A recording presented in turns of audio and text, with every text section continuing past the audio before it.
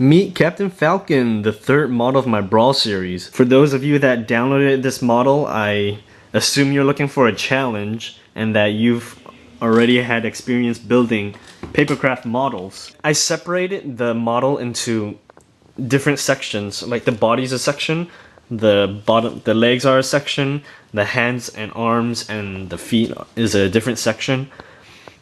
And this is to make it easier for you to piece it together. When I built this all separately so that all the sections are not glued together until the very end, until I've built every single thing. I would connect the body to the legs and then I'll hook the belt around it. When you build the belt and this like mini belt thing, build it very carefully because it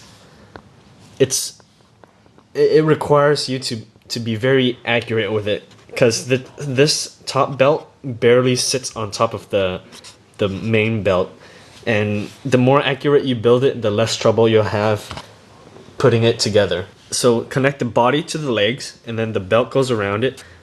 When you hook the belt, connect the belt to its other side with this connector piece, you're gonna have some trouble trying to get it to stick together, so you have to pinch it together to hold it. And the same with this arm here.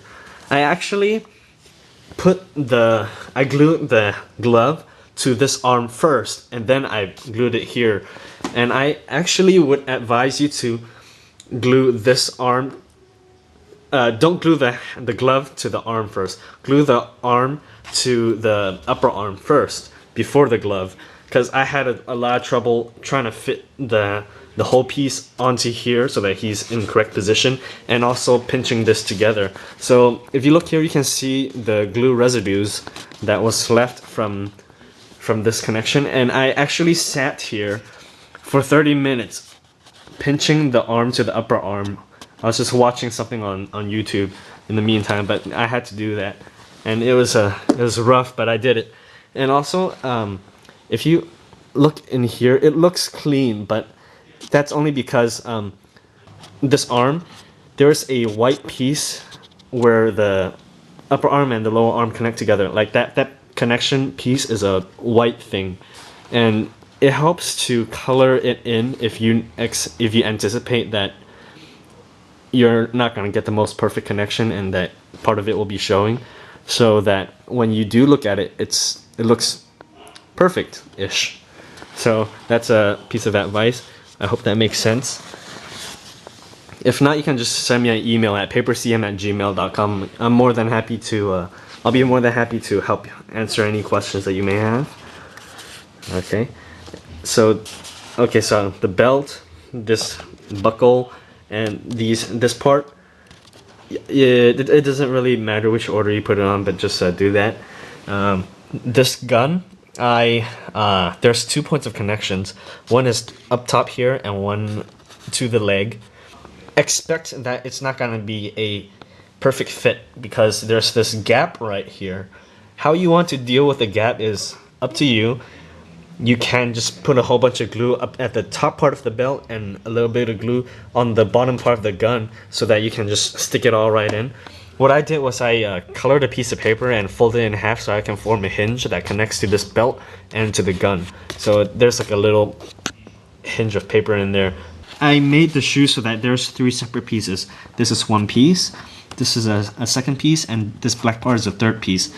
And there's several reasons. One is that the detail on the shoe given by these separate pieces makes it look kind of less artificial, so to speak. So it looks like this part is actually disconnected, because if I make everything smooth and flush without any kind of disconnect, it doesn't look as good, I think, as compared to if it was disconnected in a way. There's like a little disconnect here, and I think it makes it look pretty good. And also another reason was that the shoe is the foundation of the model, and it's got to be able to support all this weight. And what having separate pieces accomplishes is that it forces the builder to use a lot of glue in these connection parts, and that glue adds a lot of strength to this foundation so it can support this model. So that's just a little tidbit for you. This is the the belt flap detail that was pretty tiny actually. I had to use tweezers to make that, but I think it makes it look pretty awesome. And I mean, I could simplify it somehow in a 3D model, but I prefer it to look like how it does or how it did in the original game rip file, because I think it looks nice. So I mean, that's why I keep this detail and muscle through the small piece handiwork that I had to go through to achieve this detail. And I think it's well worth it, because I mean, it looks good. So yeah, I wish you the best of luck on your build. If you have any questions, please take a picture and send it to me at papercm@gmail.com, and I'll be more than happy to help answer any of your questions. Okay, have a good build. Bye.